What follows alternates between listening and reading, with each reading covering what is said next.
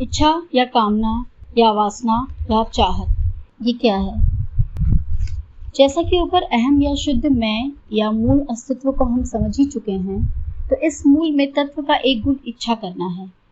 इच्छा कहो या कामना कहो या वासना कहो या मनोकामना कहो, ये चाहना कहो, इस संदर्भ में एक ही बात है।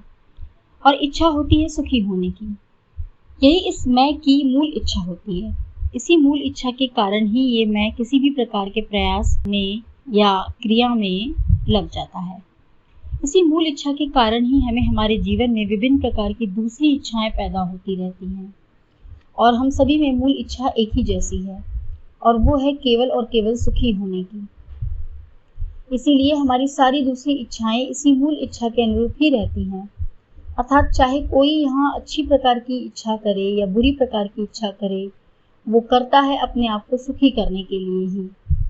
चाहे कोई ज्ञानपूर्वक इच्छा करे या अज्ञानपूर्वक इच्छा करे, लेकिन वो करता केवल और केवल सुखी होने के लिए ही।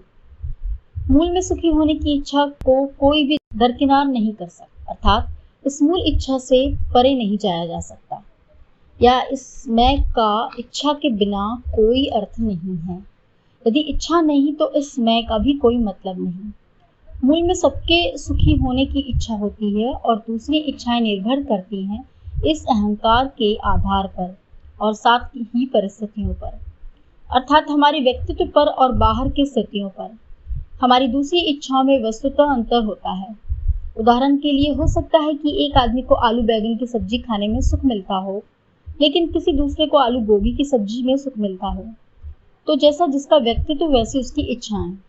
अब हमारे सामने परिस्थितियां भी दो प्रकार की हो सकती हैं।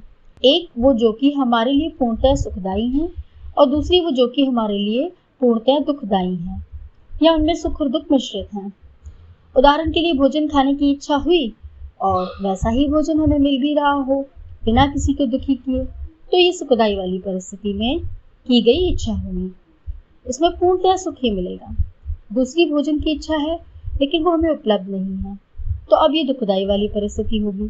इसमें यदि हम भोजन की इच्छा को छोड़ देते हैं तो भी दुख, या उसके स्थान पर कोई दूसरे प्रकार का बिना स्वाद वाला भोजन करते हैं, तो इसमें कुछ सुख मिल जाएगा और कुछ दुख मिलेगा।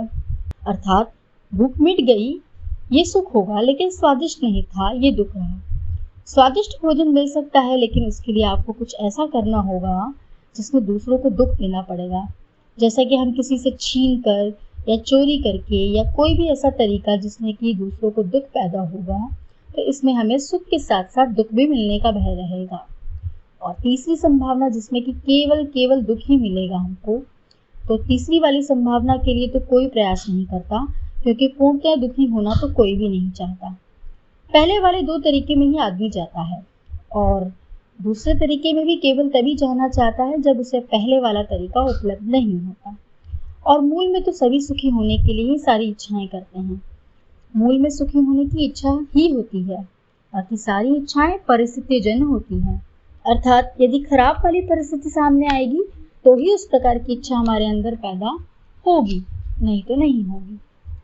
तो जो ये लोग बोलते हैं कि क्रोध, भय, लोभ, प्रतिस्पर्धा, प्रेम, घृणा, हिंसा, लगाव आदि जितनी भी बातें हैं, ये सब हमारे मूल स्वभाव में होती हैं, तो ये बात सही नहीं है। बल्कि इस प्रकार की इच्छाएं परिस्थितिजन्य होती हैं। इससे ये मूल इच्छा और व्यक्तित्व आधारित तथा परिस्थितिजन्य इच्छाओं को हम समझ गए होंगे।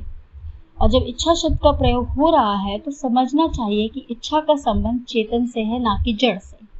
केवल चेतन ही इच्छा कर सकता है। जड़ पदार्थों में जो भी आप क्रियाकलाप देखते हैं, वो सब उसमें निश्चित नियमों के आधार से होते रहते हैं। जड़ पदार्थों में इच्छा का अभाव रहता है। इच्छा करने के लिए वस्तु में एक निश्चित चेतनता की मात्रा चाहिए होती है। इसको आप ऐसे समझ सकते हैं कि जब आदमी जागा हुआ होता है तो इच्छाएं करता है, और जब वही आदमी स्वप्न में होता है तो वहाँ इच्छाएं नहीं होती, बल्कि एक बहाव जैसा रहता है। अर्थात स्वप्न में इच्छा ना होकर केवल घटनाएं जैसी होती रहती हैं, क्योंकि स्वप्न अवस्था में हमारी चेतनता की मात्रा काफी कम हो जाती है। तात्कालिक रूप से सब होता रहता है। आशा है कि आप इच्छा और अपने आप घटने वाली घटनाओं में अंतर समझ पा रहे होंगे। और जब आदमी गहरी नींद में होता है या बेहोशी की अवस्था में होता है, तो वहाँ कोई भी इच्छा नहीं कर रहा होता, जबकि वो जीवित होता है। तो केवल जीवित होने से इच्छा करना नहीं होता, बल्कि इसके लिए जीव का पर्याप्त मात्रा में चेतन होना भी आवश्यक है।